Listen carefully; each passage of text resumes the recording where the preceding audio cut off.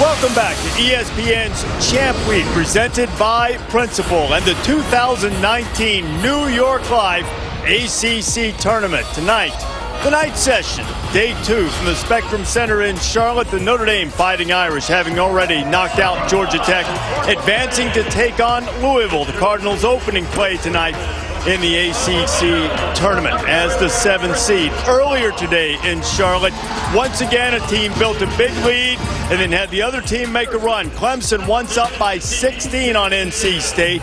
Saw the Wolfpack rally. Markel Johnson, 23 points, a fortuitous call late in what appeared to be a play-in game won by NC State.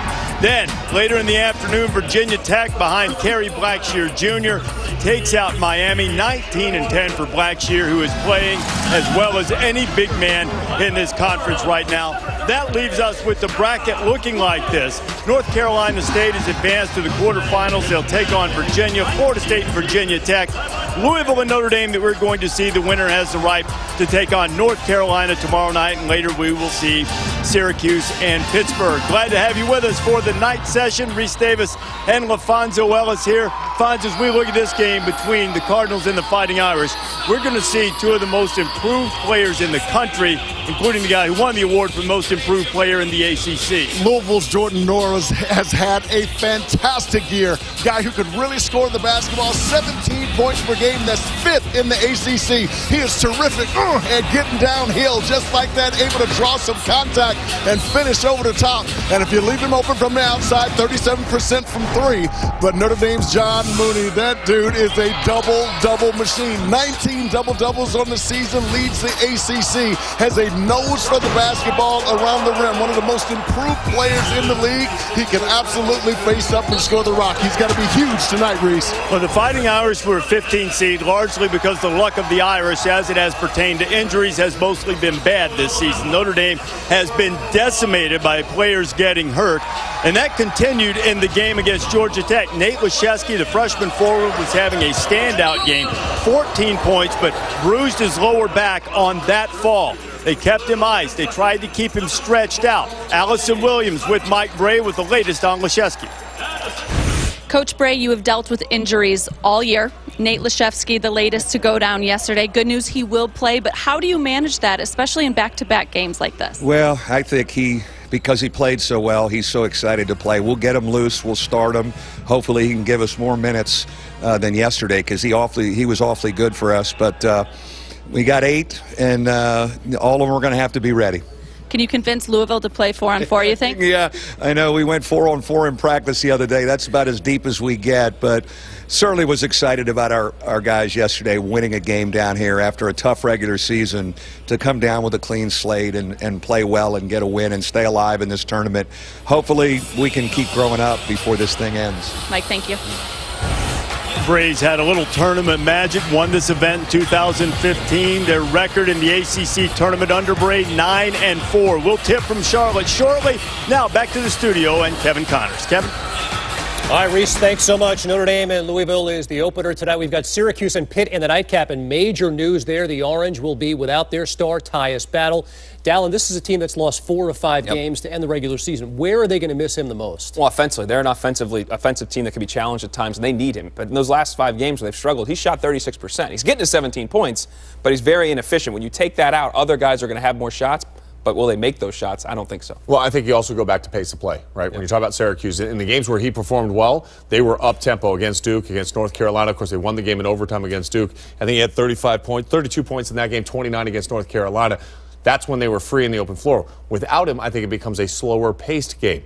Now, it's always going to be about the zone, as you know. Which Pitt really struggled with, Mr. Cuse. Yeah, exactly. Good tie, by the way, tonight. But I think what it comes down to is you've got to control the game in the half court, not turn it over, and just be patient. And a big game for Syracuse. For a change, they're not on the bubble, but a 9 seed right now. That's tenuous, and you'll see them in the nightcap. Homer. Reese, back to you for the opener. Homer. All right, guys, just about set for tip-off between Notre Dame and Louisville. Allison Williams with Chris Mack.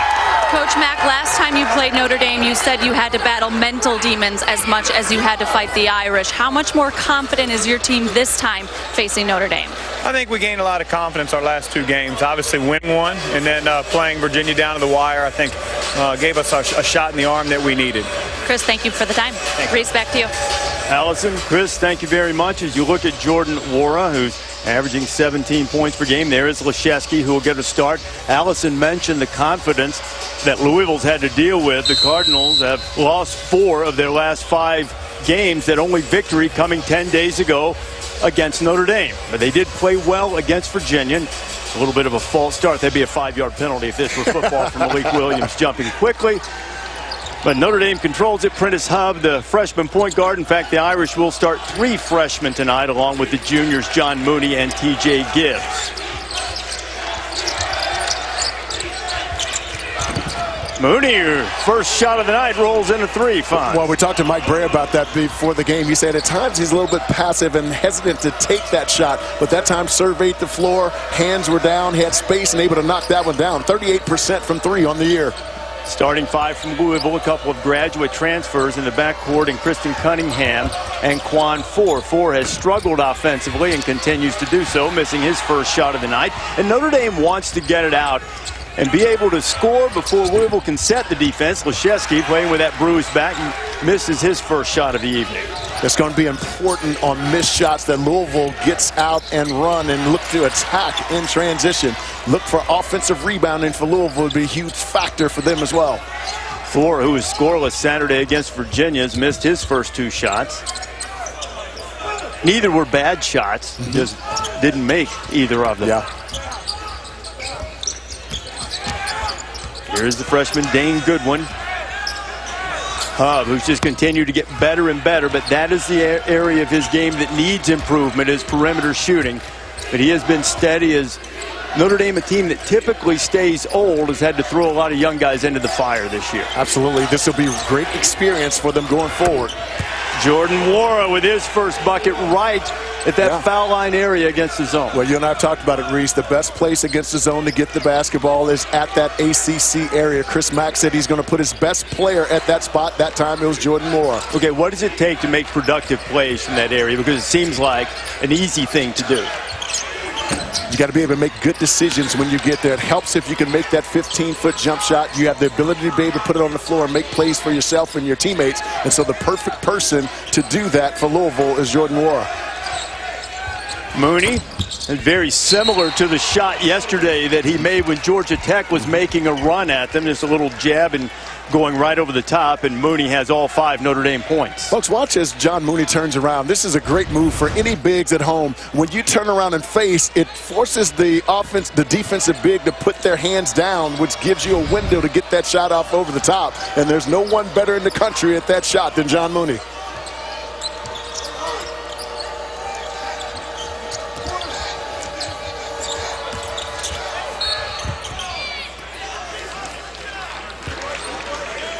And Reese there again. Louisville getting that basketball to Jordan Wara right there at that foul line area. The first time we saw him knock down a shot, second time we saw him drive.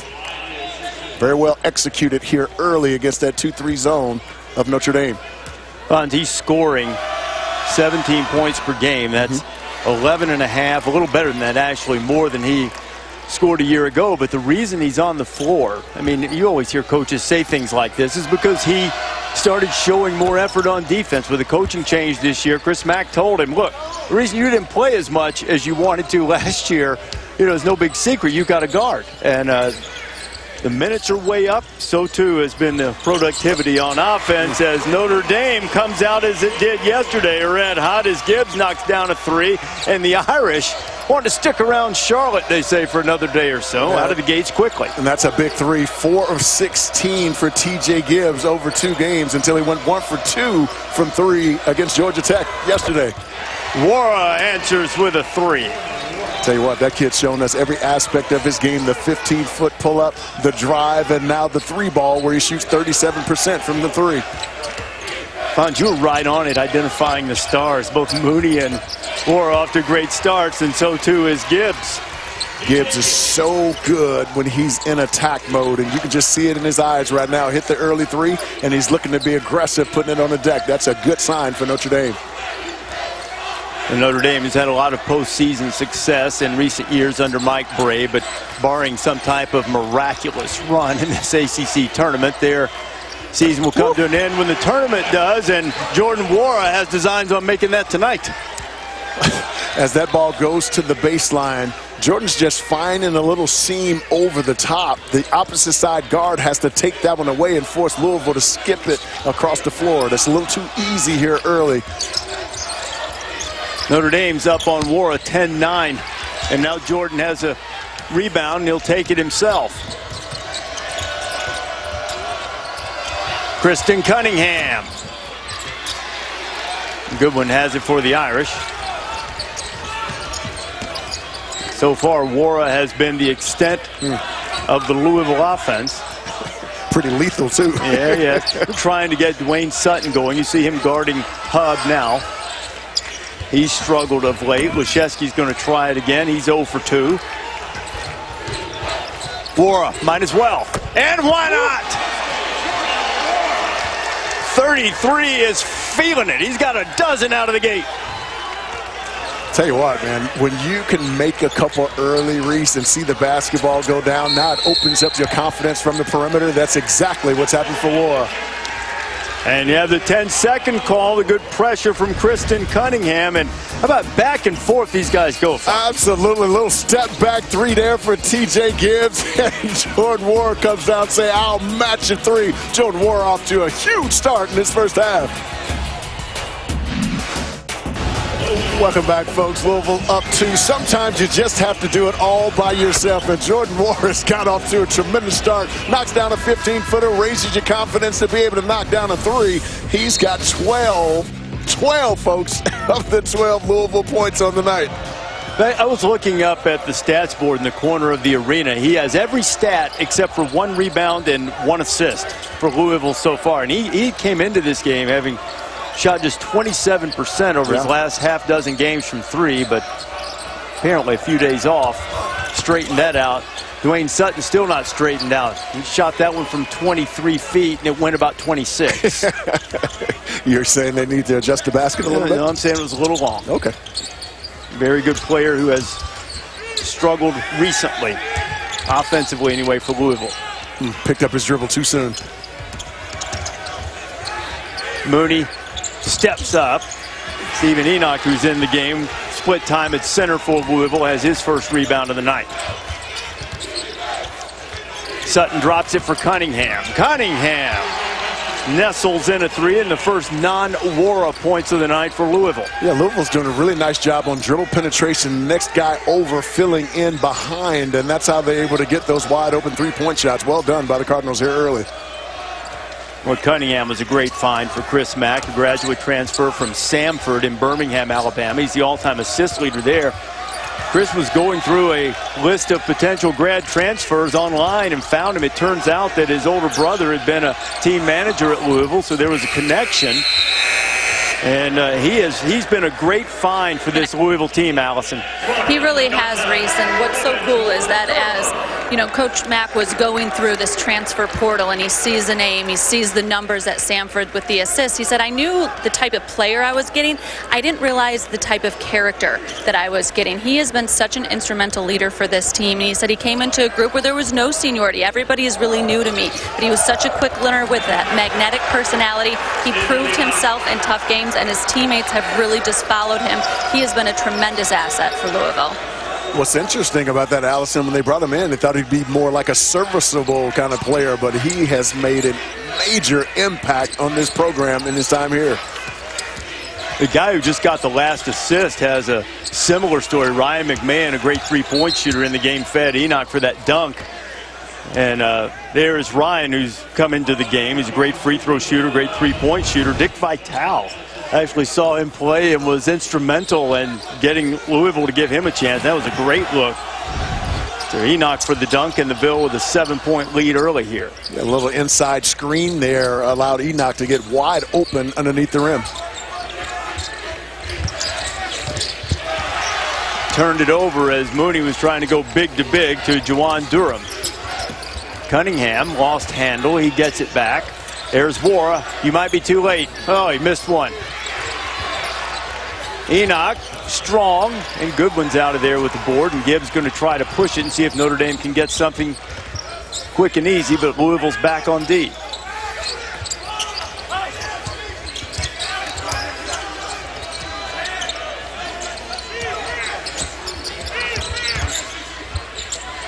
Gibbs keeps that pivot foot down.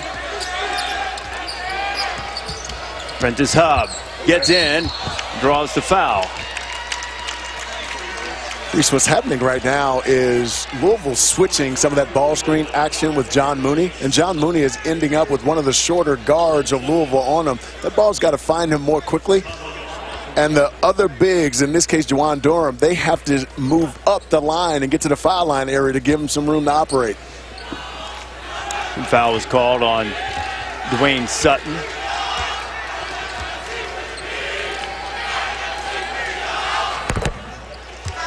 Hub knocks in the first free throw. A couple of guys coming in for Louisville, Darius Perry and VJ King. VJ's been getting some more minutes of late. A couple of reasons for it. One, Sutton has struggled a bit recently, and VJ went to Chris Mack and asked what he could do to get some more playing time. And VJ King was a five-star McDonald's All-American, first one to sign with Louisville in 5 years, but he's had a tough go of it, averaging a little under 4 points per game this season. His playing time had been dwindling, but he played pretty well in the recent meeting against Notre Dame. Got a career-high 10 rebounds, scored 6 points. 24 minutes. It's pretty productive. Sometimes, Reese, when you're in a situation like him and you make a mistake and come out of the game, now all of a sudden you're looking over your shoulder instead of playing freely. Enoch tipped it once, tried to get it back, and King was there to collect it. Now VJ's going to take it himself, and he gets a bucket. What a nice read by VJ King. When he caught the basketball, didn't just immediately put it on the floor. He looked up and around, saw that there was an angle to attack to his right, and did just that. Good read by number 13 in white.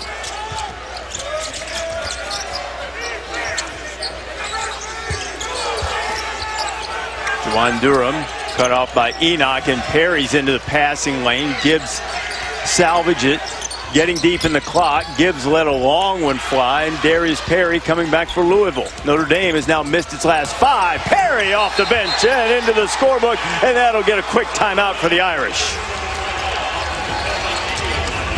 Darius Perry, a sophomore from Marietta, Georgia. Very athletic, been looking to find himself. Notre Dame didn't find him, and then they paid for it. Louisville up by 9.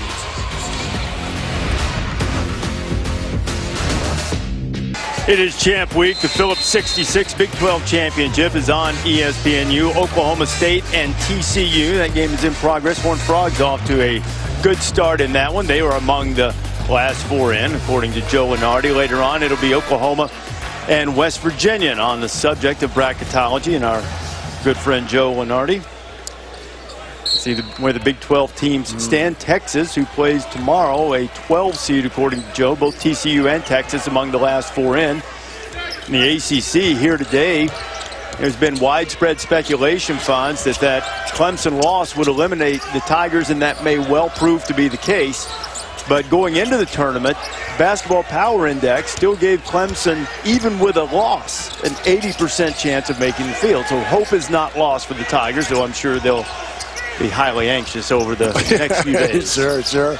Well, we talked about that net rank rating that the NCAA Selections Committee will use, and they're in the mid-30s. And so if you're looking at that and looking at that exclusively, then they're still in the field. But they just haven't been able to close games. I mean, that's been... What are they up, 16 today? Yeah, we're up 16 early today. They had a chance against this Louisville team rallying on their own and missed some late shots. This is the Clemson resume. Not a lot of quality wins. And, you know, the Miami loss is not the worst thing in the world. But that 2-12 record against teams in the BPI top 50, they had more than a handful of heartbreaking losses. But you know what? If you get yourself a nice burger, take a big old bite right there, a little comfort food, things just feel better, right? I love it. Get some fries. That may be it looks like some barbecue too. Is it? Oh, is that yeah, look like a little pulled pork. I'll put an order in for you. Share with your friendly announcer if you'd like. I wish Billis were here. Maybe we'd get ice cream.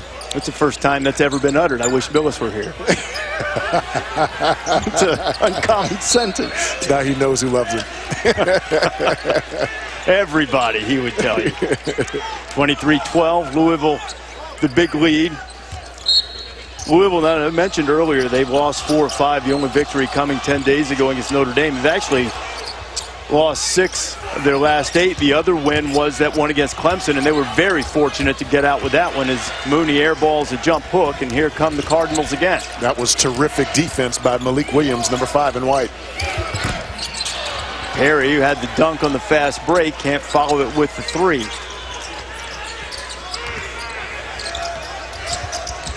Dane Goodwin colliding with Perry, and he didn't establish his position. A foul called on Perry, his first, Allison.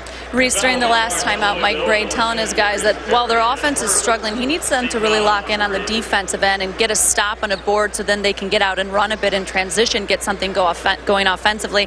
But when they are in the half court, he wants them to continue to work it inside. He said, we've gotten some really good looks.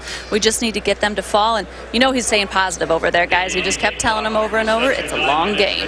Nice. Allison, one of the things that will help is when Mooney's catching the basketball, he's catching that ball like 4 or 5 feet off the post. So they got to get some movement and allow him to be able to catch it in the painted area so he can make a quick move to get himself going here on the offensive end.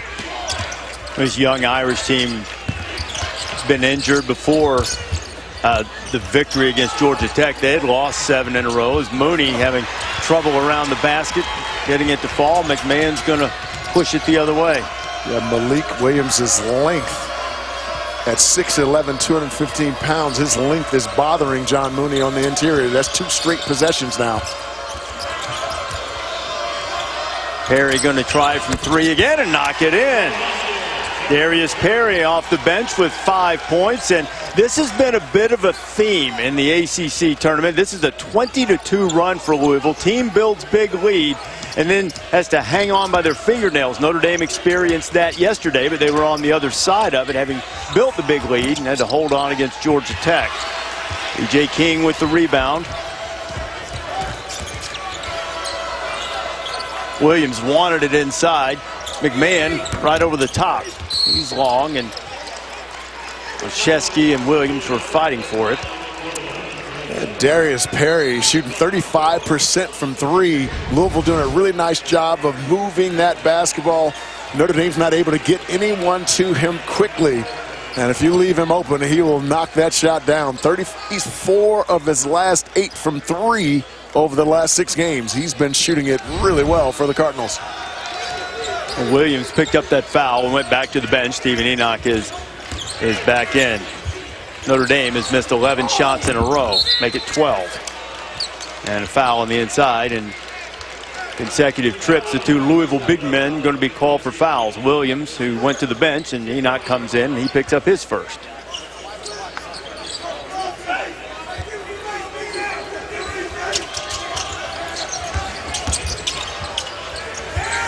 Mooney. This time not good. 13 in a row. Failed to go in for the Irish. Perry feeling a little bit. Oh, Enoch with a follow. Highly impressive. Talented. Yes. Multi-skilled, just still learning how to play. But he has just tremendous potential and tremendous ability to transfer from UConn. We got a couple of UConn transfers in here. Juwan Durham for Notre Dame also is a transfer, and Gibbs is fouled by Perry on the 3. And folks, whenever you get dribble penetration to the lane, the big has to come over and help. And when he does, the opposite big should just run right to the front of the line, to the front of the rim and finish. Wow, what a powerful finish by Stephen Enoch, who has nice touch from the 3-point land as well. Touch and power. What a combination. The touch from the outside can be surprising. That one is, whew, these kind of dunks are exhilarating. He's had a couple of flushes in the early going here. Darius Perry gave some good minutes, picked up a couple of fouls. Well, he's still out there now. They're waiting. Quan 4 is at the scorer's table. And Reese, I just love the awareness. I mean, he knew that his guard was coming down, and it forced John Mooney to have to step up, and he just followed him straight to the rim. It's a really good read by Enoch. Now they can make the substitution after the free throw. 4 is into the game. One of the starters returning. King still out there along with Enoch, Sutton. We saw Notre Dame get a lot off the early push yesterday, especially on missed baskets. They've not been able to get anything easy in transition tonight. Got to give credit to Louisville's transition defense. They've been able to get back and build a wall to keep Notre Dame out of that lane. Irish just 4 of 20 from the floor. They found their offensive flow, Brady said, after the Georgia Tech game. They've not been able to do so thus far against the Cardinals. Notre Dame's gotten out of that man now and has gone out of the zone, rather, and has gone to man. Chris Doherty, number 15, is checked in for Notre Dame.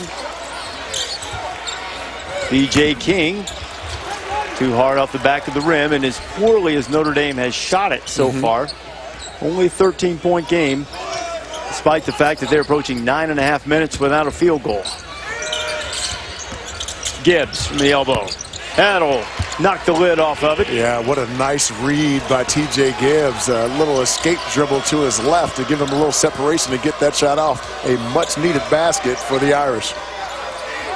Now, generally, 9.5-minute field goal droughts are not conducive to winning. Dwayne Sutton rises up, and now Notre Dame will have a chance to make it back-to-back buckets. Yeah, Louisville can't settle for those three-point shots. They've been able to get to the rim at will. You got to continue to attack.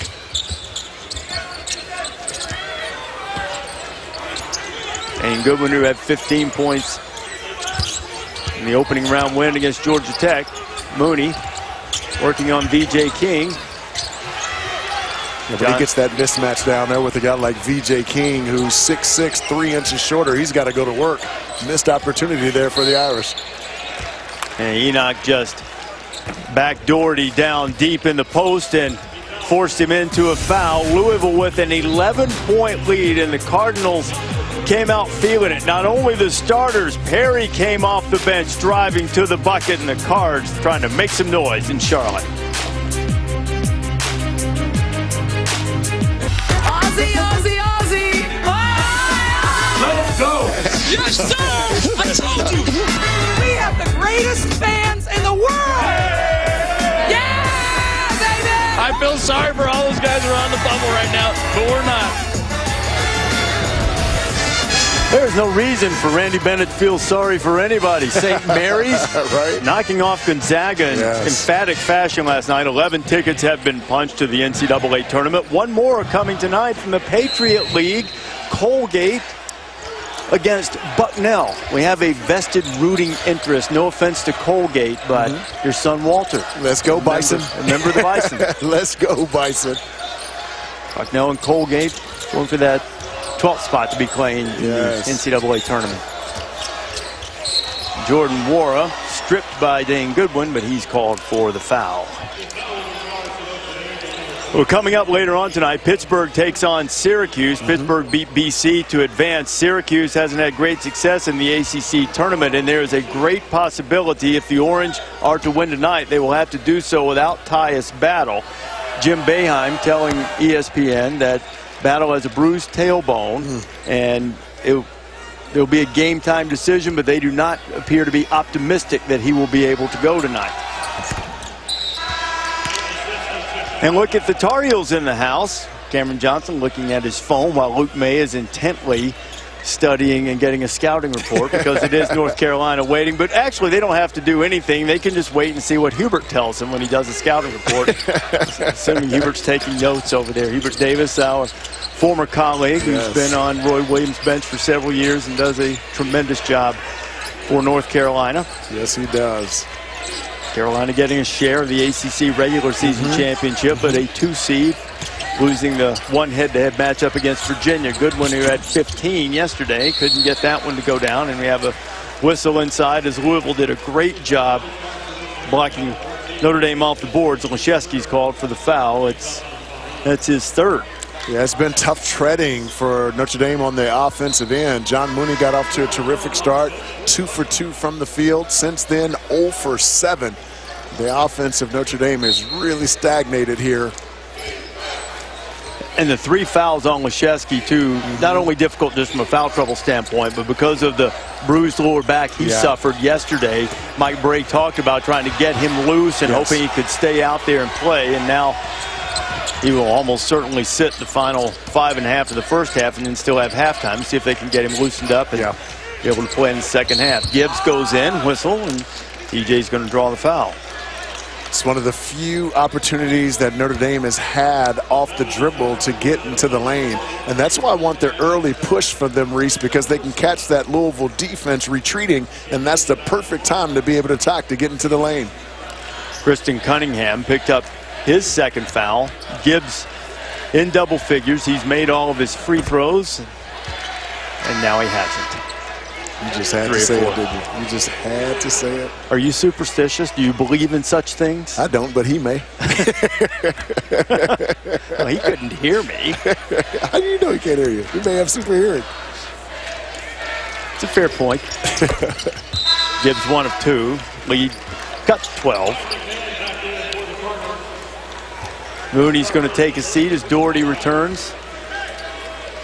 Mooney presumably will just get a quick break. Jawan Durham in the middle for the Irish. Goodwin, Gibbs still out there along with Prentice Hub. Darius Perry has returned as Cunningham, as we mentioned, picked up that second foul. Tried to lob it to Enoch. That was UConn on UConn, at least former Husky against former Husky, with Enoch and Durham down in the post. Just can you imagine those two long young men on the front line of UConn right now? They're exactly what they're missing. Sure. Sorry if Rob Limley's listening. That's one of our producers and a proud UConn alum. Probably more pertinent to the matter is what Dan Hurley would think about that. Darius Perry got down in a stance and tried to will that free ball in. Wara. And there's the putback in Louisville again, as they did the regular season meeting, having their way on the board, particularly on the offensive board, as Enoch taps it home. In that game you're referring to, 12 offensive rebounds Notre Dame surrendered to Louisville and leading to 20 second chance points. And that's a big area that Notre Dame had to take care of in this game, and Louisville is dominating the glass right now.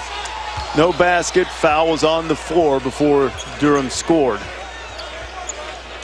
Folks, watch as this basketball goes up. Watch the reaction from the Louisville Cardinals. You got 3 guys there in the lane really battling. Now Ward takes a 3-point shot, and good inside position there by Enoch. And they're just catching the Notre Dame guards underneath there and using their superior size to be able to get the rebound and score over the top. Well executed by the Cardinals. Durham shooting the 1-and-1. Wara, who committed the foul, instead gets the rebound.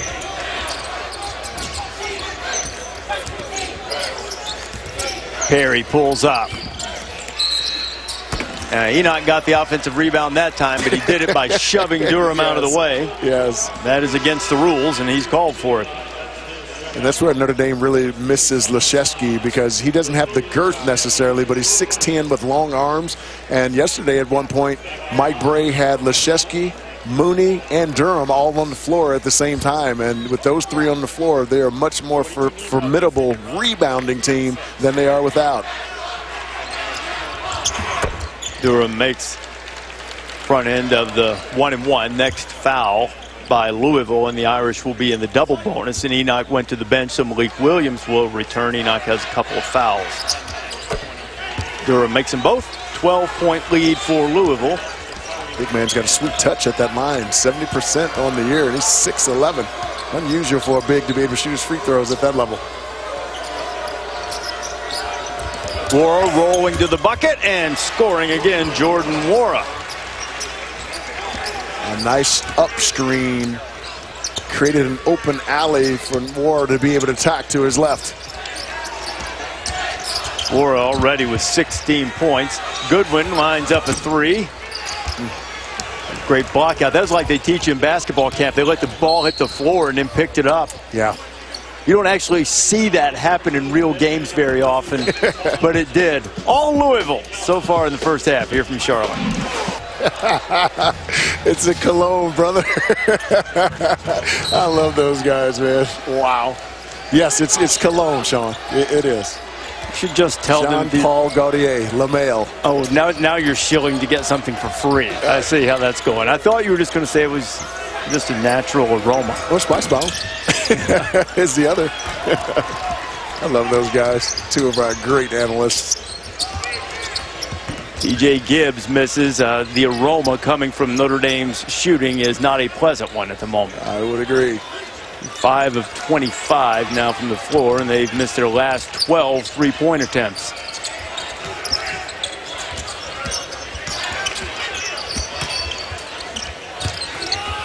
Durham goes all the way underneath. He misses. Notre Dame just can't get the thing to go down. Made their first shot, a three from Mooney, and since then it's been a struggle for everybody, including John, who misses again. And Mooney's now 2 for 10 from the floor. Yeah, 0 for his last 8 as well.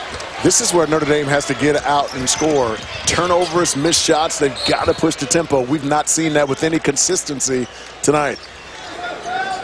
Mike Brave, as you could hear, perhaps saying you wanted a foul. Louisville's, since the 16:25 mark, has outscored the Irish by 15. Wara's been terrific. He had 20 10 days ago against Notre Dame. He's approaching that in the first half. And missing 19 of 20 from the floor, not the game plan. And a whistle and a foul is going to be called on Sutton. That is his second.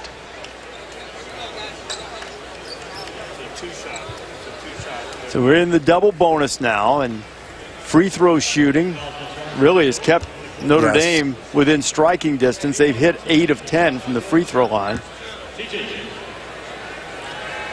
Gibbs had 11 10 days ago against Louisville, and he can surpass that with a free throw here, and he does. When he's aggressive looking for a shot on the offensive end, that's a plus for Notre Dame. And at times I even think he is a little bit passive, kind of looking to move the basketball, and has the ability to be able to get in the lane and make plays. I like how aggressive he's been so far here in the first half. 1 of 2. Wara with the rebound. Louisville a 13-point lead. Just under 2.5 to play here in the first half. Winner of this game gets North Carolina, the second seed in the ACC tournament. That game will be tomorrow night, 7 o'clock.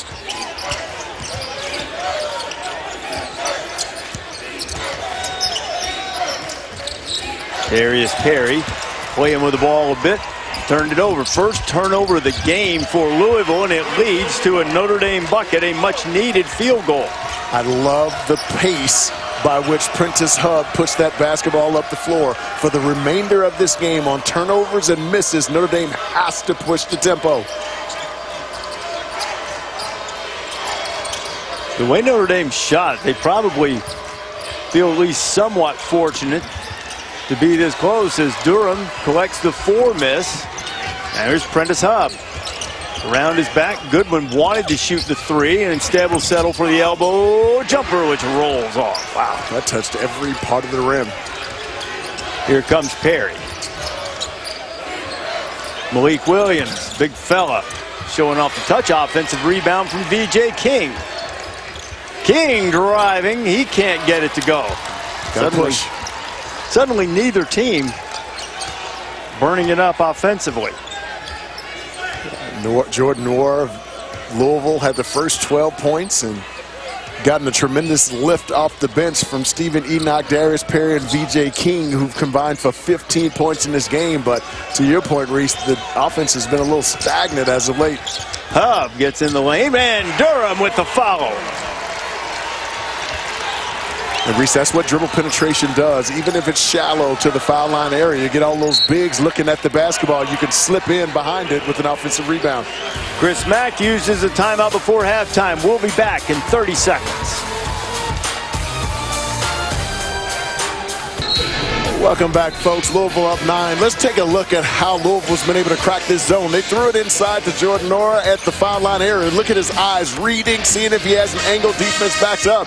Now you use him as a screener on the inside, bringing Enoch wide open underneath. And what a nice pass there from Ryan McMahon. Several ways you can beat the zone. Those 2 ways: get it to the ACC area with your most versatile player, or you can screen it on the inside as well. Louisville has done a nice job in both areas in attacking that zone. He has been the chief offensive threat. In fact, Kristen Cunningham's the only other starter who's scored.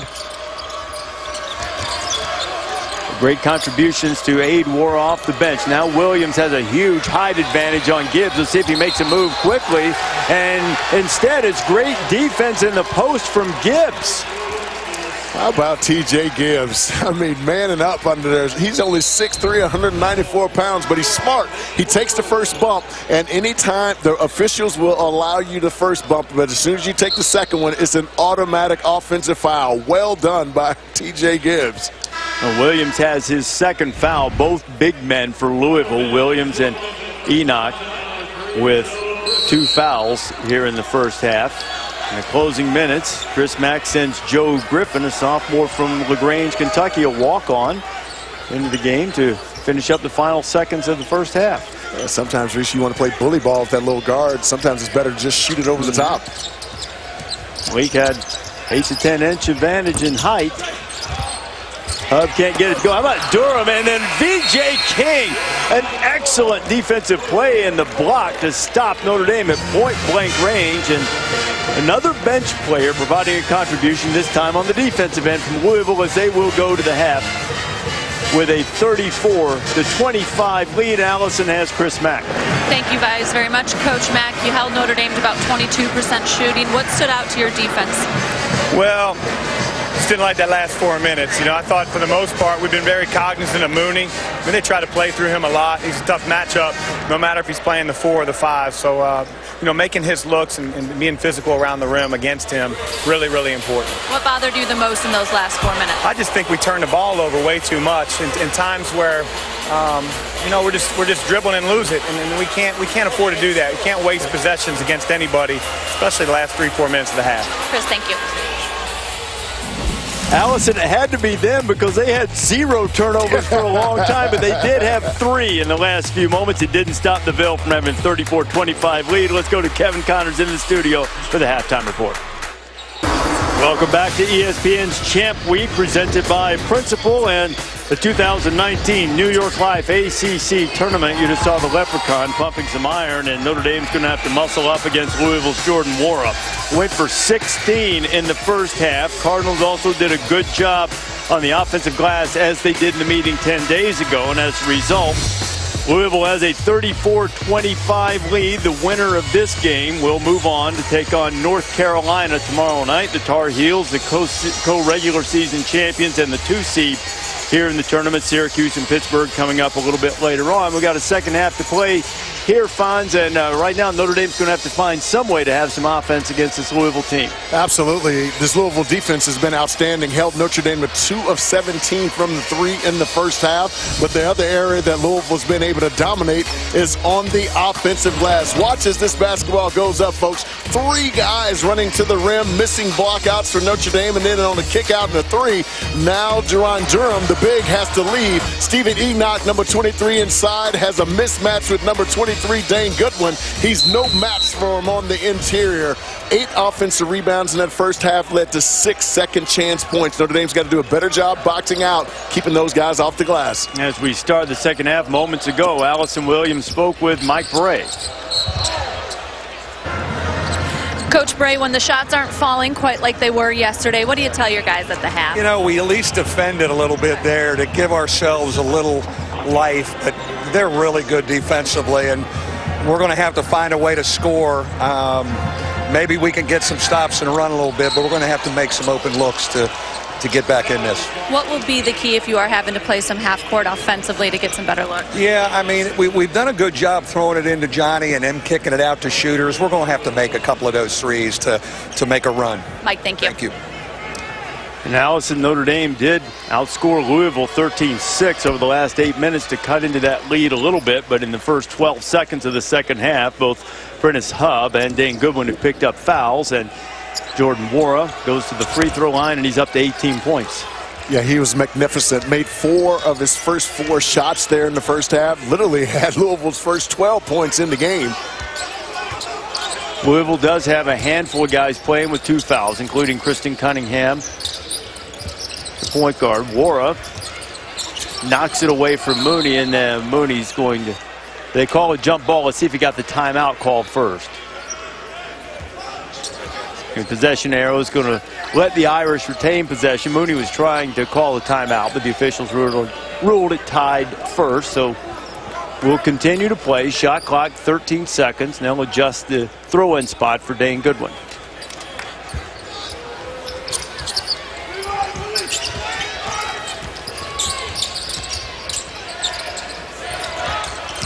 TJ Gibbs, who's the best offensive threat in the first half for Notre Dame, continues on as Gibbs now has 14. Louisville tried to get something in transition, threw it away. Now Goodwin gets Wara in the air and draws the foul. And Reese, those opportunities that we talked about in the first half, Notre Dame's been reluctant at times to run off missed shots and turnovers, and they've gotten some really good looks in transition when they've been willing to push. I like the way that they've started here in the second half. Wara picks up his second foul. Goodwin missed all 5 of his field goal attempts in the first half, coming off a 15-point game yesterday against Georgia Tech. Also had 5 rebounds, and it's into the scoring column for the first time tonight. 3 straight double-figure scoring games, the first of his career. 12 points per game over the last 3 for a kid who's averaging 7 on the year. Better get in your licks on the Irish now, because they'll have their entire roster coming back next year to be healthier. They have a freshman, Robbie Carmody, that they thought would be a big part, was injured early in the year. Excellent driver, really good in the mid-range, tough and physical. They're not quite ready to write off this season yet, even though they've shot very poorly, only down by 7. Quan 4 in amongst the big fellas, and Quan 4 with a bucket. Quan with the patience down there to figure out where he was in terms of space, and then a little quick leap to get that off the glass and in.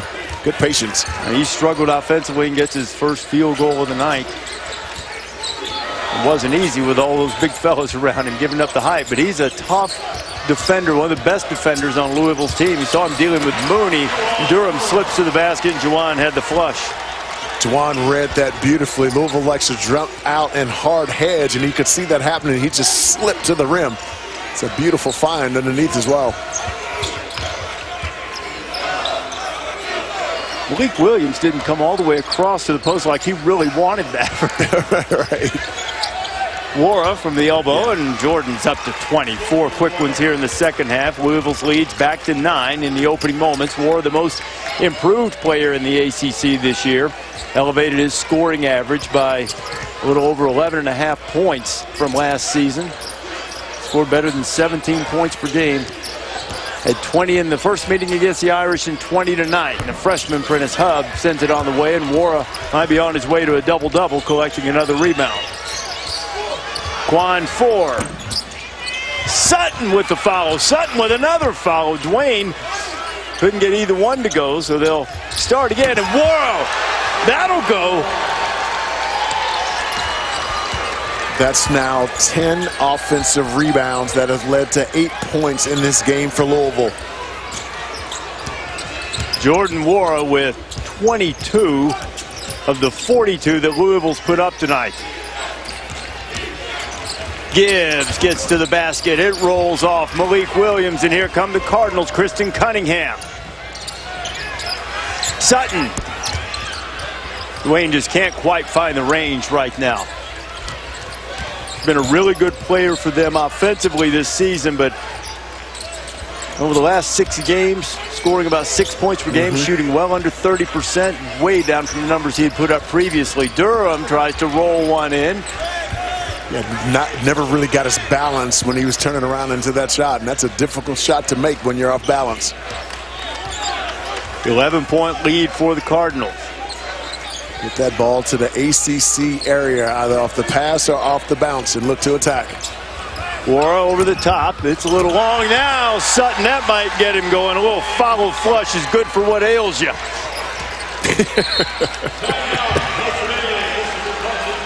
Not that I would know anything about that, but I believe that you would. Did that a few times a day. You know that feels good, Fonz. No question about it. Jordan Noor picking up. Look, nice cut to the basket, and wow. Durham makes a business decision not to jump, and look at that finish right there. Jordan Noor dominated the first half, off to a brilliant start here in the second. Some serious celebration from North Carolina State and Kevin Keats in the locker room. The Wolfpack playing Clemson, first game of the day. It was kind of a loser leaves town match in terms of the NCAA tournament projections. Bracketology with Joe Lenardi now has North Carolina State among the last 4 in. Clemson with that heartbreaking loss, yet another in a laundry list of heartbreaking losses for the Tigers this year. They are on the first 4 out list. Indiana and Ohio State play in the Big Ten tournament tomorrow, so we could have further shuffling among those. But to give hope to the Tiger faithful. We talked about it in the first half. BPI still gave Clemson an 80% chance going into the tournament anyway, even with the loss of making the field of 68. But it was an opportunity missed. Clemson had a 16-point lead in that game. Another offensive rebound for Louisville and Malik Williams. And right after the called timeout, we have a... Welcome back. The ACC's most improved player, Jordan Wara, with half of Louisville's 44 points here in the second half. That's one way he's improved his game, but he also has 7 rebounds already, and that's another area he's made big improvements this year. He went from averaging about 2 boards a game to 7.7, and a big reason why, he says, is the summer he spent playing with the Nigerian national team. His dad, Alex, is the head coach of that team, and he told his son straight up, you don't rebound, you don't play. So Wara knew if he wanted to see the court, he had to attack the boards. He did that. He ended up averaging 8 rebounds a game, which was good for 10th in the qualifiers, and that's in a very physical league. He still found a way to get to the boards, and it's something he's carried into this season, guys. Allison, his dad has been the longtime coach at Erie Community College in Buffalo. Jordan carries dual citizenship, United States and Nigeria, and getting a chance to play for the Nigerian national team. So he's grown up under the tutelage of a coach. So he's going to do things the way coaches want it done. He's used to that tough love that they hand out, and Chris Mack is a proponent of such things, particularly as it comes to playing defense and rebounding. And Jordan's improved in the defensive category and has done the rebounding extraordinarily well, and obviously he can score. He can fill it up.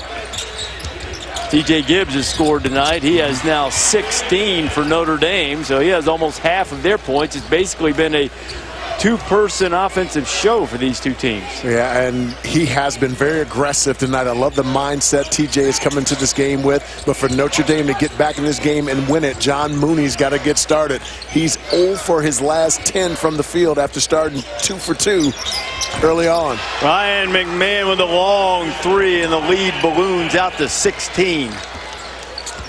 78% of Ryan McMahon's made field goals are threes. You have to identify where he is on the floor and make him put the ball on the floor. Louisville looking at a 7 seed in the upcoming NCAA tournament, according to Joe Lenardi, depending on how this tournament goes for them. And so far, their first game here in the second round has gone along swimmingly. 16-point lead and the ball against the Fighting Irish. Irish, the bottom seed in the ACC tournament, just going 3-15. Lost their last 7 in the regular season before beating Georgia Tech yesterday. And now McMahon, even when they find him, they can't stop him. 2 threes in a row, and it's the biggest lead of the game for the Cards. Mooney goes right through Wara's chest in the tip in. Folks, Ryan McMahon, 78% of his made field goals are threes. Watch how deep he is, and if you give him any room early, it's such a quick release. Now he's made one with no one in his face. Now all of a sudden he's got the confidence that even when you're in his airspace, he just rises and knocks it down over the top. Ryan McMahon and the bench loves it. Big lead for Louisville, 52-35. McMahon, who is giving Louisville a little cushion here in the middle of Champ Week. We're going to really ratchet it up. As Bray said today, the biggest part of the varsity tournament starts tomorrow in the ACC tournament with the top 4 seeds coming. Some storylines. 11 tickets have already been punched. St. Mary's knocked out Gonzaga, so that did end a bubble team. Yes. And the Patriot League up for grabs. Bucknell and Colgate. Our producer Jeff Define said, you say Colgate is up, Jeff? Yes, unfortunately. Up 13 at the half. Fines, you're not supposed to be paying attention to that right now. Well, I get a little text here and there from my wife letting me know. Okay. If you weren't with us earlier, Fines' son Walter is a player on the Bucknell team and a fine one. See if the Bison can rally here and give Colgate a run. Here, Notre Dame would like to do the same thing to Louisville. Winner gets North Carolina, and Gibbs was out there on McMahon that time. Now, everybody just needing to settle down. Jerry Heater, Ramey Steins, Brian Dorsey, our officials tonight. Yeah, TJ Gibbs. A little frustrated there with the foul, and you got to be able to maintain your composure there. Could have easily gotten an unsportsmanlike technical foul. Good patience there by the officials, though. Yeah. B.J. King. Enoch tried to flush it back. Notre Dame has it going the other way. Here's Prentice Hub. Leschewski playing with that bruised lower back, suffered in a tough fall against Georgia Tech. Hasn't been himself, but T.J. Gibbs has been the picture of health. Gibbs now with 19 points. Notre Dame had missed 14 consecutive threes, and T.J. gets one in. And look, they're just down 14. It feels like they're down a lot. Now it feels like they're down 2 more because Enoch has his 3rd dunk of the night. They got to avoid giving up the easy baskets if they want to get back into it, but it's easier said than done against big Stephen Enoch.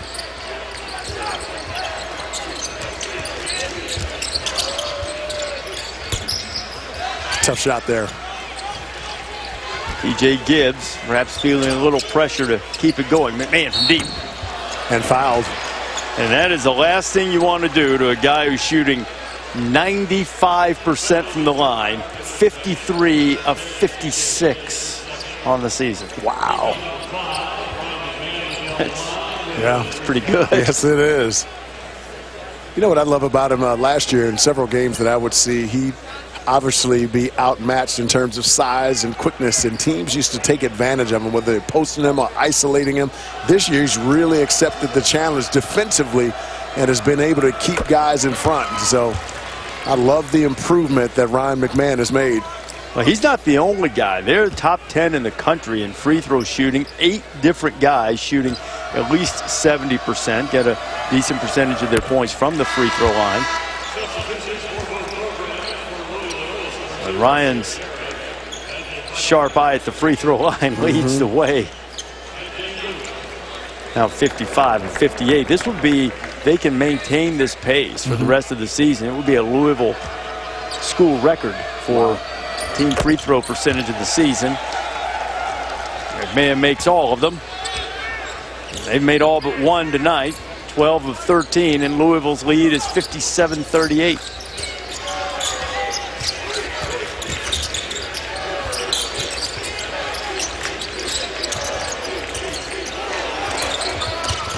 Prentice Hub misses. Darius Perry back into the game for Louisville. He has the ball.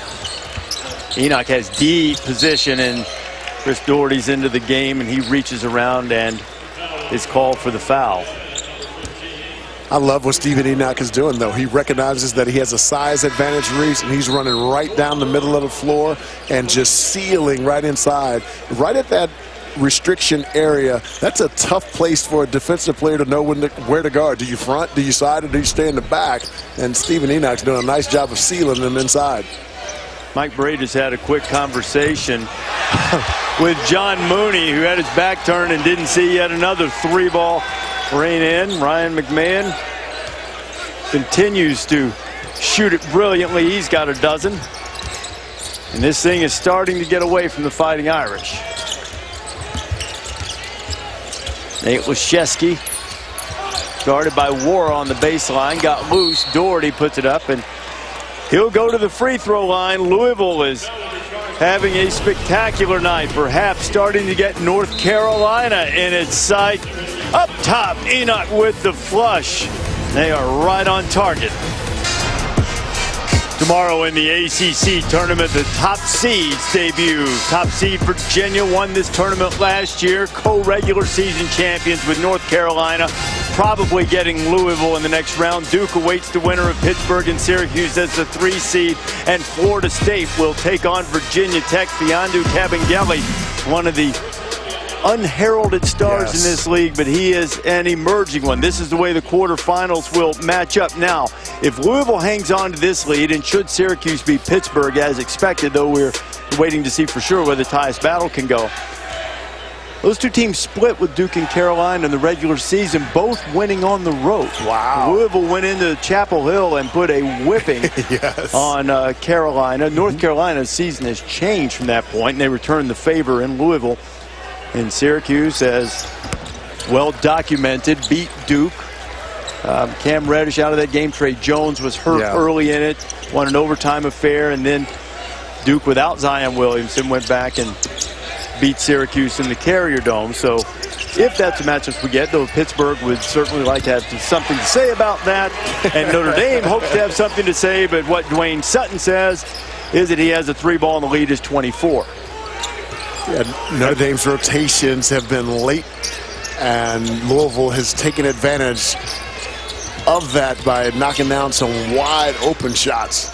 You saw Dwayne Sutton's line on the screen there, and he's had a big scoring game as Doherty scores inside, but it's been a solid, complete game for a guy who's been struggling a little bit on offense. He had the follow dunk earlier. Now he's knocked down a 3. Maybe help him regain some of the confidence and the smooth offensive play we saw from him early in the season. Well, he's one of those guys, too, Reese, that's just a stat sheet stuffer. I mean, a guy's going to rebound for you. He's going to get some steals. He's going to score for you.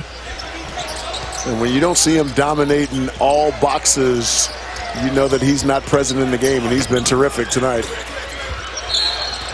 Freshman Doherty, who's been pressed into service, misses the shot, and he'll stay on this end with the Fighting Irish.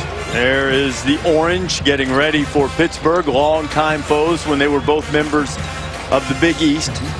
5th most played opponent for the Orange, so there's a long history of Syracuse and Pittsburgh, Allison, as Syracuse gets ready for their first game in the ACC tournament. Yeah, and Reese, as we've mentioned, concerned Tyus Battle may not be able to play after sustaining a really hard injury, a hard fall in their last game against Clemson on his back and hip. I did talk to him this morning, though. He said he was, quote, okay, that he's gotten better each day. He's been receiving treatment every day to be able to go here for the ACC tournament, whether it was stem cell or ice to help with the inflammation. As we take a look here at that fall, yeah, you can see how tough it was. He did admit he was in a lot of pain, and I guess as the day has gone on, perhaps it has gotten worse because he remains a game-day decision, although he said he felt okay this morning. Allison, this is a dude that doesn't miss time either. He hasn't missed a game. He's played 94% of Syracuse's minutes, so you know it's a pretty difficult situation for him if he's not going to be able to go tonight, as Juwan Durham has a dunk. Battle has been sensational. Yes, he averaged about 17 points a game. Everybody remembers that virtuoso performance in the victory the Orange had at Cameron Indoor Stadium. And he's one of those guys, Reese, when the game is tight and on the line, he's been a big shot maker his entire career. If he doesn't play tonight, that's a huge loss for the Cuse. Well, no disrespect intended to Pittsburgh, but getting past the Panthers, who are the 14 seed, is an entirely different matter than having to deal with Duke tomorrow night without Battle. Should that be the case, and should Syracuse get the win against Pittsburgh, they are favored, but it is champ week. One never knows what might happen. Gonzaga was favored last night. That didn't work out too well. Didn't work out well for the bubble teams either, with St. Mary's stealing a bid. How about that? Gonzaga, one of the most efficient offenses in the nation, didn't even score 50 last night. All credit to St. Mary's, but honesty compels me, they were horrible. I mean, that was a very un-Zag-like performance, and as a result, I would fear for the safety of the 16 seed that they see in the upcoming NCAA tournament. Yes. Goodwin tries to feed Leschewski. McMahon gets on the floor and taps it ahead. Sutton's on the floor too, and they got a timeout as Sutton was rear end over tea kettle trying to get that one. Everybody getting 4 burns. How about the hustle by this group? Chris Mack coming in, wanted to establish some mental and physical toughness with this group. And this is physical toughness here. McMahon giving up his body to tap that ball forward. And look at there. And then Sutton out. He dives forward as well. That gets your teammates and coaching staff excited when guys are giving up their bodies that way, Reese. Well, you don't bend over at the waist to get it. You got to get on the floor, right? That's right. Well, guys, toughness was a major point of emphasis for Chris Mack here recently for Louisville, and he took kind of a unique approach. He called them caveman drills. Basically, there's a bubble on the basket, so no shots, really no fouls, and they do different drills where guys are really competing and getting physical, getting after it. At one point, things got a little testy. Jordan Wara got frustrated, knocked over a bunch of water bottles in practice, but that's what he wanted, what we just saw, the physicality and the comfortableness, being tough and being physical. It was something his team was lacking, so the caveman drills helped to bring that out. I hated the bubble. That was one of Digger Phelps' favorite rebounding drills. He put the bubble on one side of the rim, and we run offense and have to play D. And so, to Allison's point, obviously with the bubble up there, it's always some type of rebound, and man, it stinks. Well, as Louisville has its bubble drill and its caveman drills, and they get set to take on a North Carolina team should they hang on to this lead as Wara scores again. The North Carolina program that has been built on the back of rebounding. As Jay Billis has pointed out a few times, you know how many rebounding drills North Carolina incorporates in any of their practices? How many? 0. Yet, they're always among the better rebounding teams in the country. Indeed. A lot of different ways to get it done. Yeah, a couple times in the last couple of years that their best offense was a second shot. That has been the case a lot of times. A lot has been made about the role reversal between Carolina and Duke, and now that you know, Carolina is the team that relies on the great shooting. 20-point lead for Louisville.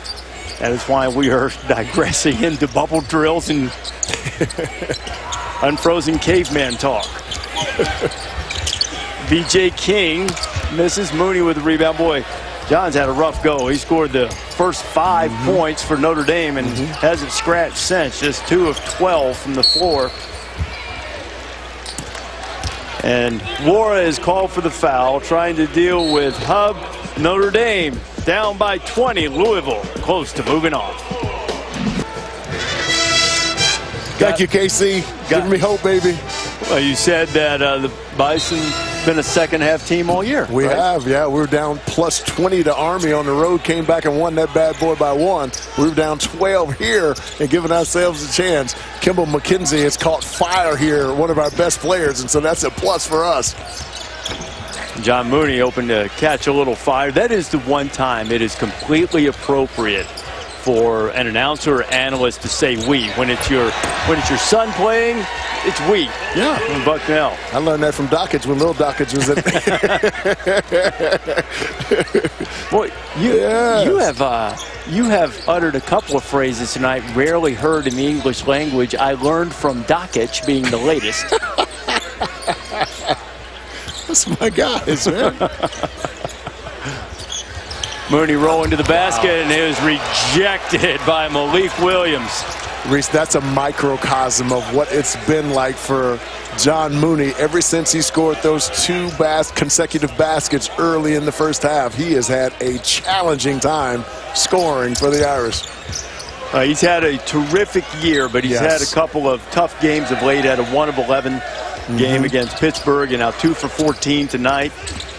Missing the last 12 shots. Williams, who just blocked the shot, was feeling it. Might as well see if he can knock down a 3, too. That's the one thing. These 2 big guys for Louisville. Yes. They can shoot from the perimeter, too. Williams and Stephen Enoch both have nice perimeter touches. Chris Mack telling us today that they don't have a lot of shot creators outside of Wara on this team, but they do have guys who can make shots. Yes. And Reese, all it takes is one being able to create his own shot, getting in the lane, and now it opens it up for guys to be able to knock down shots from the perimeter. John Mooney, 2 for 14 tonight. Not his best night, but this is a dude that leads the ACC in double-doubles. And the numbers that he's put up in terms of double-doubles, it's in when you are in Tim Duncan's neighborhood, you've had yourself a year, averaging over 12.5 rebounds per game in ACC play.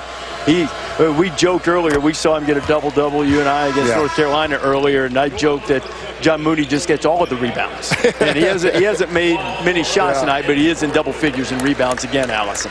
Yeah, guys, and a lot of that is a result of the work he put in this summer with assistant coach Ryan Humphrey. He works with the bigs a lot, and for him it all starts with the foundations, the fundamentals that a big guy needs, and then he works with them specifically on the individual areas they need to excel. John Mooney described it as learning grown man technique when it comes to playing inside. And another thing Humphrey does with his guys is he gives them a set of goals. For Mooney, he kept them in his locker all year round, and it was to become a more complete basketball player, so improving his post play and his rebounding, which he certainly did, to become a household name and to be the most improved player in the ACC, where he finished second, of course, to Jordan Mora. Ryan Humphrey does a tremendous job with the bigs of Notre Dame, and what I like about him, Allison, is he takes a guy from where he is. If you notice John Mooney's game, he's a jump shooting big, and so instead of having him play bully ball down the low post, taught him a quick little inside pivot move, which gives him space to be able to knock down his favorite shot, which is his jump shot. I love how Ryan Humphrey develops the young men at Notre Dame. Well, as Notre Dame looks to the future, because Louisville has all but put the knockout punch on the Irish here. Mike Bray has said that the next step for Mooney is thinking that he's a terrific player and going to get shots. He made a big shot in the game yesterday against Georgia Tech when the Irish were rolling. And lest we just talk about the Notre Dame big men, and there's an example of the soft touch, though, in the interior from Stephen Enoch. This Louisville team hasn't exactly, to use a horse racing analogy, they haven't come down the stretch like American Pharaoh exactly, but as Mooney's struggles continue. But they are a talented, deep team that not only could cause a lot of trouble here in the ACC tournament, but in the NCAA tournament as well. Well, starting even when we're in the preseason, I thought they'd be very dangerous, this Louisville Cardinal team, and the reason was not because they had household names necessarily. It's just that when I first started at ESPN 10 years ago, I had the A10 package and got a chance to see Chris Mack quite a bit. Chris Mack has done a sensational job, a great tournament success at Xavier. Yeah, let's go Bison. Kimball McKenzie, I was telling you about him, Reese. He had 3 straight threes to get us back in this thing. Let's go Bison. We apologize to all of our Colgate friends out there who are rooting against. I love Colgate. It's hard to root against Fonzo, the nicest man in television. You got it. I got a crispy $100 bill waiting for you, buddy. Be the first time you've reached in your pocket. Short arms, man. They call me Gator. That's not even true either. I can't even. It's not even. You're so nice. It's not even fun to tease you because nobody believes it. This is the night John Mooney wants to forget, and that one goes in. He had missed 14 consecutive shots after hitting his first 2. He's now 3 for 17 on the night. Yeah, much better position, Reese. Only 1 foot off the lane line when he caught that one. Prior to, he was 4 or 5 feet off the lane line. Tough to score from there. Enoch hits it out to Sutton. And Dwayne, who hit a 3 earlier, couldn't get that one to go, but he's been productive in a lot of different categories tonight. Tonight, following the Warriors-Rockets and after the buzzer, Sports Center with SVP. Tim Legler will break down the Warriors' night against Houston. Patrick Beverly sounds off on the Rockets and Lonzo, and Jay Wright from Villanova is going to join the show. SVP's got a little bit of everything. Midnight Eastern on ESPN and the ESPN app. It'll be action-packed there. Always is. Yes. Speaking of nice guys, at ESPN, Scott Van Pelt. Yeah. I don't know him intimately, but I take your word for it. Can all be grateful for that. Nice. Tell you what, at times, TJ Gibbs has been the only offense for Notre Dame in this game. 19 points, aggressive early, and looking for opportunities, but Dane Goodwin 0 for 6, John Mooney 2 for 16, Prentice Hub 2 for 9. Got to give a lot of credit to that Louisville Cardinal defense. They've been outstanding tonight. They needed a little confidence boost too. You know, in talking to Chris Maggs and people around the Louisville program, this is the type of you don't get moral victories or gaining a lot, but they gained a lot from the way they played at Virginia. They had a lead in the second half. Now, they had trouble closing games for sure, But to have a lead in Charlottesville against Virginia in the second half and have a chance to win the game sort of eased some of the wounds, many of which became evident after that meltdown against Duke. Yeah. And if you had the 2:39 mark of the first time we mentioned the meltdown against Duke and you're a Louisville fan, you're the winner. That's clever. Quan 4 to VJ King. VJ had a good job, a good night on the board. He's only made one field goal tonight, trying to add to it. He does. Some friendly nighttime banking hours here in uptown Charlotte. This has a 4-inch height advantage there over TJ Gibbs, and just was patient, took his time, final bump to freeze the defender, and just elevated over the top. It was nicely done by VJ King. Told Chris Mack he wanted to get some more opportunities, and he's done a tremendous job rebounding against Notre Dame. Had 10 boards. He's sitting with 8 right now. He's so versatile, Reese. So many different ways that he can impact the game. You know, decent shooter, great in the lane, good on the post, can score in transition and on the offensive glass. I love the fact that VJ King didn't sulk. He just kept playing hard. Hey, look who's here. We'll get a shot here and show you who's still in the house watching to see what late game, late clock situations might be going on against Louisville. Tar Heel's still up there. How about that? Is that Luke May or Burt Reynolds? Look, there's Cam Johnson. Played in this event for Pittsburgh, and he's played for Carolina the last couple of years. Yeah. Luke does have a spectacular beard. He does, doesn't he? He's just about 20 miles away from here. I was in a store yesterday, and someone brought up Luke and said how proud they were of him and the success he's had at North Carolina. Nearly going as Mike Bray has brought in some subs, getting some guys some playing time in the latter stages, including Liam Nelligan. That's Dane Goodwin's first basket of the game. 1 for 7 here. Teammates giving John Mooney some much deserved love. An absolute monster on the year. If we include last night's game, 20 double-doubles on the season. #1 in the ACC. Nelligan let it fire, trying to get a 3 in the ACC tournament. Darius Perry going to dribble it back out now, as Louisville is just over half a minute away from advancing to the quarterfinals and a date with North Carolina tomorrow night at 7 o'clock in a 2-7 matchup. So far in the ACC tournament, at least advancing to the quarters, it has been largely form holding. Clemson was a lower seed, but that's just an 8-9 matchup, and season is going to come to an end for Notre Dame. This will be their 19th loss of the season, but a lot of reason for optimism for the Irish coming back next year. Young team, be very experienced going into next season, and a lot of people in the ACC should watch out.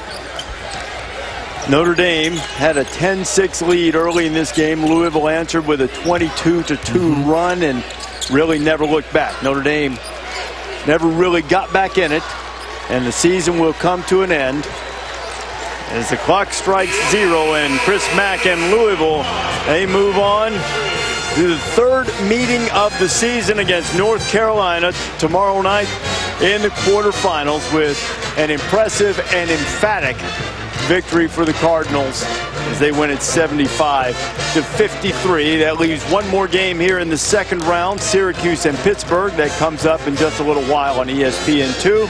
Winner of that gets Duke. There are the matchups for the quarterfinals on Thursday, which, if you're accustomed to the schedule in past years, we start a little bit later than the traditional noon start. It'll be 12:30 tip for Virginia and North Carolina State. An hour full day of coverage, and Champ Week continuing here as John Mooney offering congratulations to the Louisville players. A night that John did not have his best offensive game, but what a sensational season he had, and many times having to carry this Notre Dame team. As you see the veteran TJ Gibbs and Prentice Hub walking off together. Perhaps getting a little advice as Mooney walks off the court for the final time this season. And Allison has the star of the night, Jordan Wara. Keep hooping, bro. A real good guy and a real good game for you, Jordan. When you see some of those shots fall early, how much does that just set the tone and the rhythm for you offensively? You know, as a shot maker, as a scorer, you know, it's great to see the ball go in, especially early on in the game. You know, luckily I was able to knock down some big shots. You know, got us going offensively, and, you know, we just continued it throughout the game. After such a strong start in conference play, this team had some struggles in February, and Coach talked a little bit about the mental demons you guys had to battle. Won 2 of your last 3 now. Where is this team's confidence level at now? You know, we're coming back. You know, that Duke loss, you know, mentally, it hurt us. I'm not going to lie to you. Right now, it's just us getting back to playing how we were playing. You know, we've proved we can play with anybody in the country. We can beat anybody in the country. That's just what we got to do. We got to play at that every game. We can't get down on ourselves, and just got to play hard and play tough. That's what Coach Mack wants us to do. And you'll get that opportunity tomorrow against North Carolina, kind of the rubber match against the Tar Heels. They did win the last matchup. What will be the key against them? You know, just limiting transition and rebounding. That's 2 of the things they're best at doing in the country, just stopping them in transition and battling them on the glass. Jordan, thank you. No problem. Thank you. Allison, Jordan, thank you. So another shot. They will take aim at North Carolina. Best performance of the season came in Chapel Hill. Louisville beats Notre Dame 75-53. Syracuse and Pitt next, but first to the College Basketball Live scoreboard.